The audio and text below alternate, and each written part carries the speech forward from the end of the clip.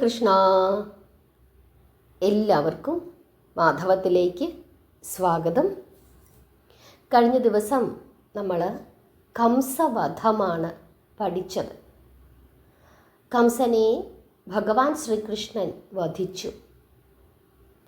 അതിനുശേഷം അദ്ദേഹം കാരാഗൃഹത്തിൽ കിടന്ന തൻ്റെ അച്ഛനെയും അമ്മയെയും മോചിപ്പിക്കുന്നു. പിന്നീട് കംസൻ്റെ പിതാവായ ഉഗ്രസേനനെ കാരാഗൃഹത്തിൽ നിന്ന് മോചിപ്പിച്ചിട്ട് കംസൻ്റെ സംസ്കാരക്രിയകളെല്ലാം ഉഗ്രസേനൻ്റെ മേൽനോട്ടത്തിൽ നടത്തുകയും ചെയ്തു. അതിനുശേഷം മധുരയുടെ രാജാവായി ഉഗ്രസേനനെ അഭിഷേകം ചെയ്തു ശ്രീകൃഷ്ണൻ. ഇതെല്ലാം കണ്ടും കേട്ടും കൊണ്ട് ഒരക്ഷരം പോലും മിണ്ടാൻ സാധിക്കാതെ താൻ ഇതുവരെ കരുതിയിരുന്നതെല്ലാം ഒരു നിമിഷം കൊണ്ട് തെറ്റാണ് എന്ന ബോധ്യത്തിൽ മനസ്സ് വിങ്ങി നിൽക്കുന്ന ഒരാളെ നമുക്കവിടെ കാണാനായിട്ട് സാധിക്കും. ആരാണത്? നന്ദഗോപനാണ് അല്ലേ? ഇത്രയും കാലം യശോദ പ്രസവിച്ച തൻ്റെ പൊന്നുണ്ണിയാണ് കൃഷ്ണൻ എന്നാണ് ആ പാവം പിതാവ് കരുതിയിരുന്നത്. പക്ഷേ കാര്യങ്ങളെല്ലാം ഒരു നിമിഷം കൊണ്ട് മാറിയിരിക്കുന്നു. ആ പിതാവിൻ്റെ വേദന അത് എത്രത്തോളമുണ്ട് എന്ന് നമുക്കൊരിക്കലും ചിന്തിക്കാൻ പോലും സാധിക്കുകയില്ല. കാരണം വയസ്സുകാലത്തുണ്ടായ ഒരു ഉണ്ണിയാണ്. ആ ഉണ്ണിയെയാണ് ഇപ്പോൾ പിരിയേണ്ടിയിരിക്കുന്നത്. ഹരേ കൃഷ്ണ. നമുക്ക് ഇന്ന് നന്ദഗോപരുടെ വേർപാട് അതാണ് പഠിക്കുവാനുള്ളത്. മാധവത്തിൻ്റെ കൂടെ അവസാനം വരെ ഇരുന്ന് കേൾക്കണം. ഭഗവാന്റെയും നന്ദഗോപരുടെയും ഒക്കെ ആ മാനസികമായ അവസ്ഥയിലൂടെ നമുക്ക് ഓരോരുത്തർക്കും സഞ്ചരിക്കാം. ഹരേ കൃഷ്ണ. എല്ലാം കഴിഞ്ഞിരിക്കുന്നു. നന്ദഗോപനെ യാത്രയാക്കുവാനുള്ള സമയം ആയിരിക്കുന്നു.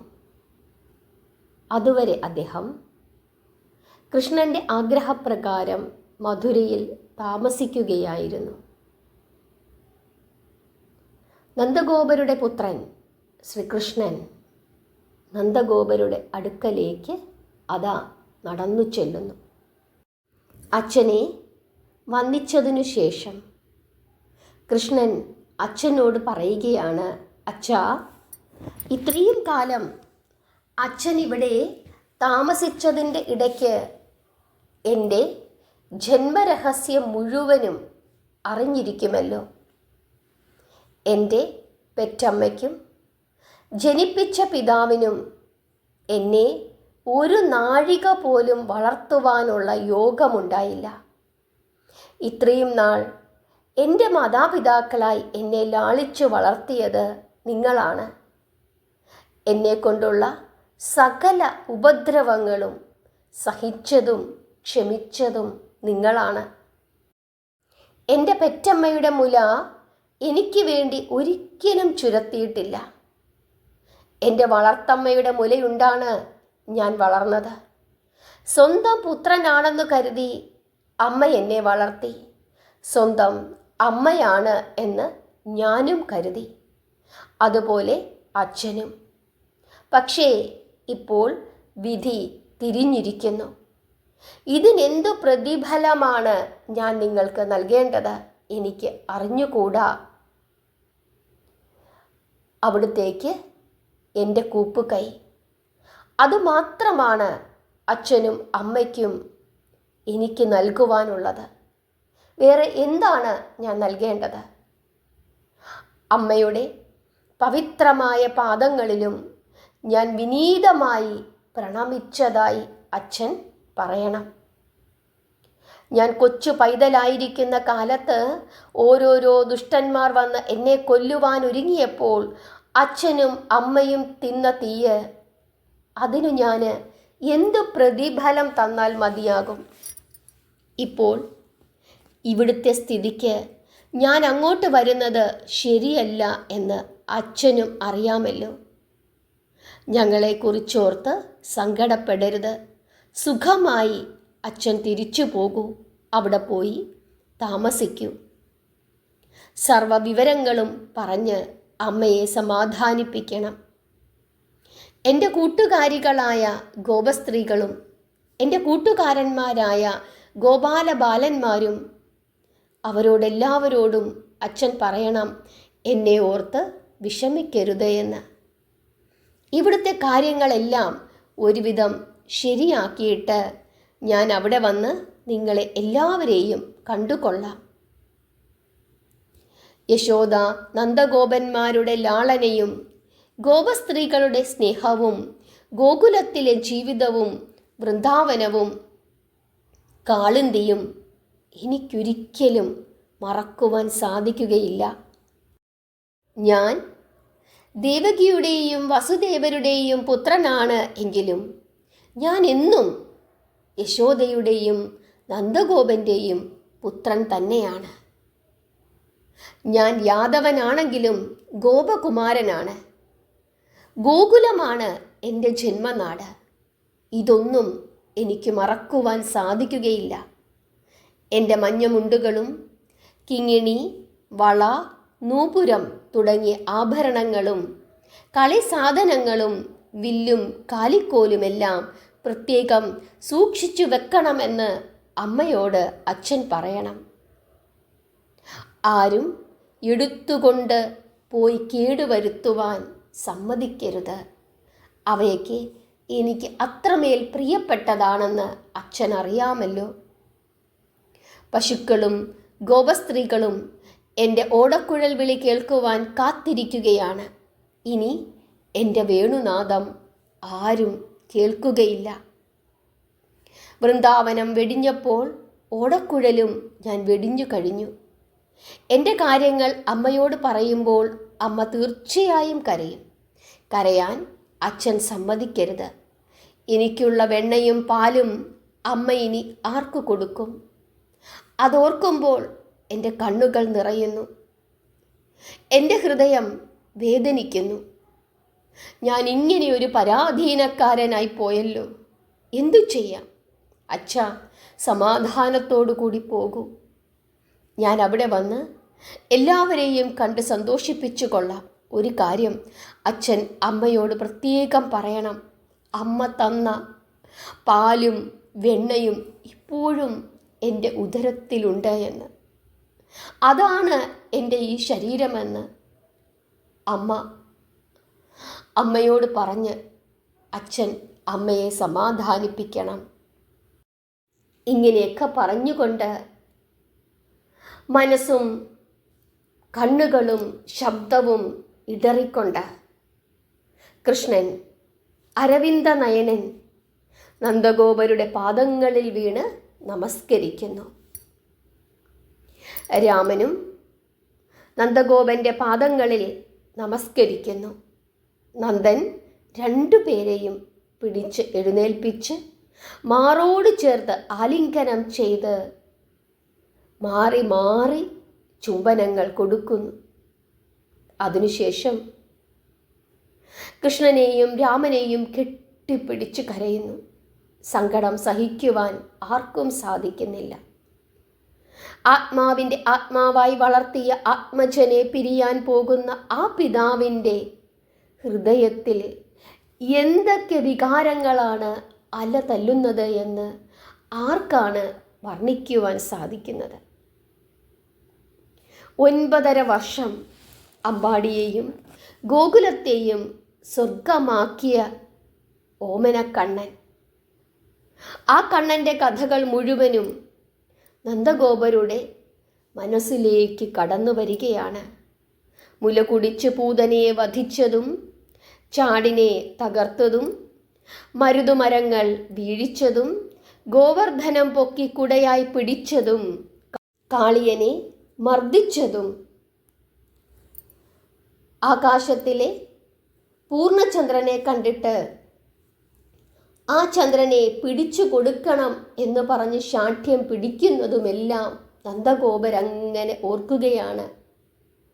ഇങ്ങനെയൊരു ദിവസം വരുമെന്ന് അദ്ദേഹം ഒരിക്കലും ചിന്തിച്ചിരുന്നില്ല. ഇതെല്ലാം ഓർത്തുകൊണ്ട് ആ പാവം കരയുകയാണ്. ഗദ്ഗദം കൊണ്ട് ആ പിതാവിന് ഒന്നും മിണ്ടുവാൻ പോലും സാധിക്കുന്നില്ല.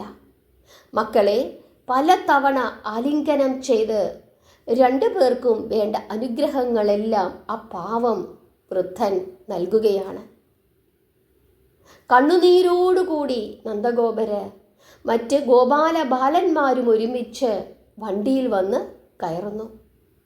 ഗോകുലത്തിൽ നിന്നും ധാരാളം വണ്ടികൾ മധുരയിലേക്ക് വന്നിരുന്നു.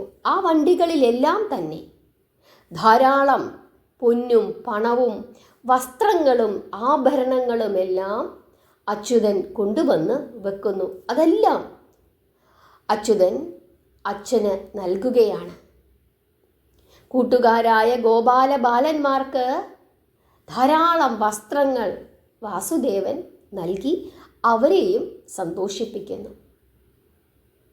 അങ്ങനെ നന്ദഗോപരും ഗോപാലന്മാരും വൃന്ദാവനത്തിലേക്ക് തിരിച്ചു പോവുകയാണ്.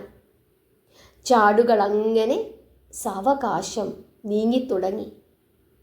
ആ ചാടിൽ തൻ്റെ പൊന്നോമന പുത്രന്മാർ ഇല്ല എന്നുള്ള ചിന്ത നന്ദഗോപർക്ക് സഹിക്കുവാൻ സാധിക്കുന്നതായിരുന്നില്ല. കണ്ണുനീരോടുകൂടി നന്ദഗോപര് ആ വണ്ടിയിൽ ഇരിക്കുകയാണ്. സങ്കടം കൊണ്ട് അദ്ദേഹത്തിൻ്റെ ചുണ്ടുകൾ വിറയ്ക്കുന്നുണ്ട്. കൃഷ്ണൻ ആ ചാടിൻ്റെ പുറകെ ഓടി വരുന്നു. എന്നിട്ട് പറയുകയാണ്, അച്ഛാ, അമ്മയ്ക്കും ഗോപികൾക്കും ഇഷ്ടമുള്ള വസ്ത്രങ്ങളും ആഭരണങ്ങളും ഇതിൽ നിന്ന് അച്ഛൻ കൊടുക്കണം. ഗോപന്മാർക്ക് വേണ്ട ധനസഹായങ്ങളും അച്ഛൻ ചെയ്യണം.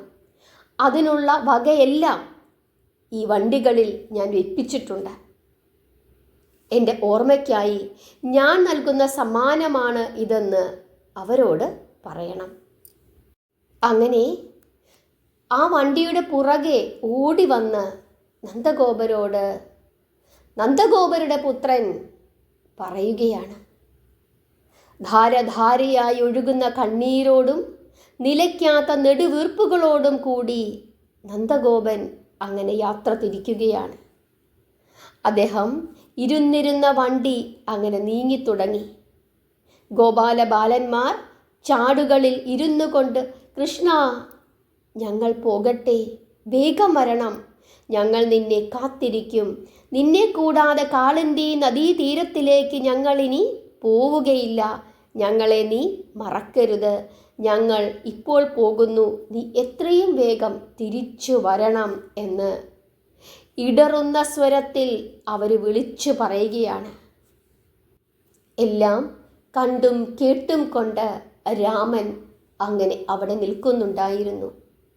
കണ്ണുനീരോടുകൂടി കൃഷ്ണൻ അവരെ യാത്രയാക്കുന്നു. എല്ലാവരുടെയും കണ്ണുകൾ നിറഞ്ഞിരുന്നതിനാൽ ആർക്കും പരസ്പരം കാണാൻ പോലും സാധിക്കുമായിരുന്നില്ല. കൃഷ്ണൻ ഇനി ഒരിക്കലും തങ്ങളുടെ അടുക്കലേക്ക് തിരിച്ചു വരില്ല എന്ന തോന്നൽ ഗോപാലന്മാർക്ക് ആ നിമിഷമുണ്ടായി. അവർക്ക് അത് ചിന്തിക്കുവാൻ പോലും സാധിക്കുമായിരുന്നില്ല. ഹൃദയവേദനയോടുകൂടി അവർ ആ ചാടുകളിൽ ഇരുന്നു കൊണ്ട് വൃന്ദാവനത്തിലേക്ക് തിരിച്ചു പോവുകയാണ്. കൃഷ്ണൻ അത്യധികമായ ദുഃഖത്തോടുകൂടി അവരെ നോക്കി നിൽക്കുകയാണ്. ഭഗവാൻ അറിയാം ഇനി എന്താണ് സംഭവിക്കുവാൻ പോകുന്നത് എന്ന്. ഒരുപക്ഷെ ഭഗവാന്റെ ജീവിതത്തിലെ ഏറ്റവും വലിയ ദുഃഖമുള്ള ദിവസമായിരിക്കണം ഈ ദിവസം. യദുവംശം നശിച്ചപ്പോൾ പോലും ഒരുപക്ഷെ കൃഷ്ണൻ ഇത്രയും ദുഃഖിച്ചിട്ടുണ്ടാവില്ല. പക്ഷേ തൻ്റെ പ്രിയപ്പെട്ട അച്ഛനെയും അമ്മയെയും തൻ്റെ പ്രിയപ്പെട്ട ഗോപസ്ത്രീകളെ, കാളിന്തിയെ, വൃന്ദാവനത്തെ, തൻ്റെ പശുക്കുട്ടികളെ, തൻ്റെ ഗോപാല ബാലന്മാരെ, വൃന്ദാവനത്തിലെ മണ്ണിനെ, ഗോവർദ്ധനത്തിനെ ഒക്കെ ഉപേക്ഷിക്കുക എന്ന് പറയുന്നത് ഇനി പഴയതുപോലെ അവിടെ ഓടിക്കളിച്ച് നടക്കാൻ സാധിക്കുന്നില്ല എന്ന് ഓർക്കുന്നത്, ആ ഓർമ്മ പോലും ഭഗവാനെ വേദനിപ്പിക്കുന്നു. അതുകൊണ്ടാണ് ഭഗവാൻ അതറിയാം. അതുകൊണ്ടാണ് ഒരു യാത്ര പോലും പറയാതെ ഭഗവാൻ വൃന്ദാവനത്തിൽ നിന്ന് മധുരയിലേക്ക് പോയത്. ഗോപസ്ത്രീകളുടെ മുഖത്തു നോക്കി യാത്ര പറയാൻ കൃഷ്ണന് കഴിയുമായിരുന്നില്ല. പിന്നീടൊരിക്കലും ഭഗവാൻ ഓടക്കുഴൽ നാദം മുഴക്കിയിട്ടില്ല, ഓടക്കുഴൽ ഉപയോഗിച്ചിട്ടില്ല. അദ്ദേഹത്തിൻ്റെ പ്രിയപ്പെട്ട ഓടക്കുഴൽ രാസക്രീഡ കഴിഞ്ഞ ഉടൻ തന്നെ അദ്ദേഹം തൻ്റെ പ്രിയപ്പെട്ട താൻ തന്നെയായ രാധാറാണിക്ക് സമ്മാനിച്ചതും അതുകൊണ്ടാണ്. ഭഗവാന് ഏറ്റവും പ്രിയപ്പെട്ട തൻ്റെ ഓടക്കുഴൽ, ആ ഓടക്കുഴൽ അദ്ദേഹം ഉപേക്ഷിച്ചത് എല്ലാം മുൻകൂട്ടി കണ്ടുകൊണ്ടാണ്. ആ ഓടക്കുഴൽ രാധാറാണി നിധിയായി കാത്തു സൂക്ഷിക്കുന്നു. ഗോപാലന്മാർക്കും ഗോപസ്ത്രീകൾക്കും കൃഷ്ണൻ ഇനി തങ്ങളുടെ കൂടെ ഇല്ല എന്ന ചിന്ത മരണത്തിനു തുല്യമാണ്. നന്ദഗോപര് ഇതെങ്ങനെ സഹിക്കും? തിരിച്ചു ചെന്ന് മക്കളില്ലാതെ തിരിച്ചു ചെല്ലുമ്പോൾ യശോദ റാണിയോട് കാര്യങ്ങളൊക്കെ പറയുന്ന സമയത്ത് ദേവി ഇതെങ്ങനെ സഹിക്കും? സഹിച്ചല്ലേ പറ്റൂ. കാരണം ഇത് വിധിയാണ്, പ്രകൃതിയുടെ നിയോഗമാണ്. ഈ വേദന സഹിച്ചു ജീവിക്കുക. ഭഗവാൻ ശ്രീകൃഷ്ണൻ്റെ ലീലകളെല്ലാം കാണുന്നതിനും, ബാല്യകാല ലീലകൾ കാണുന്നതിനും, ഒരു മാതൃവാത്സല്യം അനുഭവിക്കുന്നതിനും ഭാഗ്യം ലഭിച്ചത് എന്തിനു പറയുന്നു? സർവേശ്വരനായ ഭഗവാൻ ശ്രീകൃഷ്ണനെ, വൈകുണ്ഠനാഥനെ ബന്ധിക്കുവാൻ പോലും അധികാരം നൽകിയത് സാക്ഷാൽ യശോദാറാണിക്കാണ് ഭഗവാൻ. അതിനുള്ള ഒരു ഭാഗ്യവും പെറ്റമ്മയായ ദേവകിക്ക് കിട്ടിയിരുന്നില്ല. തൻ്റെ മകന് മുല കൊടുക്കുവാനോ ബാല്യകാല കുസൃതികൾ കണ്ട് ആനന്ദിക്കുവാനോ ഒന്നുമുള്ള ഭാഗ്യം പാവം ദേവകിക്കും വസുദേവർക്കും കിട്ടിയതുമില്ല. പക്ഷേ ആ ഭാഗ്യമെല്ലാം നൽകിയത് നന്ദഗോപർക്കും യശോദയ്ക്കുമാണ് ഭഗവാൻ. ഭഗവാന്റെ എല്ലാ സ്നേഹവും ഭഗവാൻ വൃന്ദാവനത്തിന് നൽകി, കാളിന്ദിക്ക് നൽകി, ഗോവർദ്ധനത്തിന് നൽകി. തൻ്റെ എല്ലാ പ്രേമവും ഗോപസ്ത്രീകൾക്ക് ഭഗവാൻ കൊടുത്തു. ഗോപാലന്മാരെ അദ്ദേഹം തൻ്റെ സുഹൃത്തുക്കളായി കാണുകയും തൻ്റെ സഹോദരന്മാരായി കാണുകയും അവരെ ആനന്ദിപ്പിക്കുകയും ചെയ്തു. ലോകത്തിലെ ഏറ്റവും ശ്രേഷ്ഠകളാണ് വൃന്ദാവനവാസികൾ. കാരണം ഭഗവാന്റെ സ്നേഹം, കളങ്കമില്ലാത്ത ആ സ്നേഹം പൂർണ്ണമായി അനുഭവിക്കുവാൻ, കാണുവാൻ സാധിച്ചത് അവർക്ക് മാത്രമാണ്. അതുകൊണ്ട് ഗോപസ്ത്രീകളെ ഉത്തമകളായ ഭക്തകൾ എന്ന് വിളിക്കുന്നു. ഹരേ കൃഷ്ണ. നിങ്ങൾക്കെല്ലാവർക്കും ഈ ഒരു ദിവസത്തെ മാനസികാവസ്ഥയിലൂടെ കടന്നു പോകാൻ സാധിച്ചെങ്കിൽ അത് അങ്ങേറ്റം ശ്രേഷ്ഠമാണ്. ഭഗവാൻ ശ്രീകൃഷ്ണൻ്റെ വേദനയും നന്ദഗോപരുടെ വേദനയും ഒക്കെ നിങ്ങളുടെ മനസ്സിലേക്ക് കടന്നു വന്നെങ്കിൽ, ഒരു നിമിഷം നിങ്ങൾ കൃഷ്ണനായോ നന്ദഗോപരായോ മാറിയിട്ടുണ്ടെങ്കിൽ, നന്ദഗോപരുടെ ആ വേർപാട് നിങ്ങൾക്ക് സഹിക്കുവാൻ സാധിക്കുന്നുണ്ടെങ്കിൽ, നിങ്ങൾ ഭാഗ്യവതികളും ഭാഗ്യവാന്മാരും. ഒരു നിമിഷം പോലും ഭഗവാനെ പിരിഞ്ഞിരിക്കുവാൻ സാധിക്കാത്തവരാണ് അവർ. പക്ഷേ ഇന്നവർ ഭഗവാനെ മധുരയിൽ നിർത്തിയിട്ട് തിരിച്ച് ഒറ്റയ്ക്ക് വൃന്ദാവനത്തിലേക്ക് പോകുന്നു. അവരുടെ മാനസികമായ ആ വ്യഥ ഏത് വാക്കുകളിലാണ് നമുക്ക് വർണ്ണിക്കുവാൻ സാധിക്കുന്നത്? എന്തായാലും ഇന്നത്തെ ഈ കഥാഭാഗം കേട്ട നിങ്ങൾക്കെല്ലാവർക്കും തന്നെ ഭഗവാന്റെ മാനസികാവസ്ഥയും നന്ദഗോപരുടെ മാനസികാവസ്ഥയും യശോദാറാണിയുടെയും ഗോപസ്ത്രീകളുടെയും ഗോപാലബാലന്മാരുടെയും മാനസികാവസ്ഥ കുറച്ചെങ്കിലും നിങ്ങൾക്ക് നിങ്ങളുടെ മനസ്സിലേക്ക് കൊണ്ടുവരാൻ സാധിക്കണം. ഒരു നിമിഷം കണ്ണുകളടച്ച് ഭഗവാനോട് പ്രാർത്ഥിക്കുക, നാമം ജപിക്കുക, പ്രാർത്ഥിക്കുക. എന്നും മാധവത്തിൻ്റെ കൂടെ ഇരുന്ന് കഥകൾ കേൾക്കുക. നാളെ ഭഗവാന്റെ ഉപനയനമാണ്. ഭഗവാന്റെ ഉപനയനത്തിൽ എല്ലാവരും പങ്കെടുക്കണം. ഹരേ കൃഷ്ണ.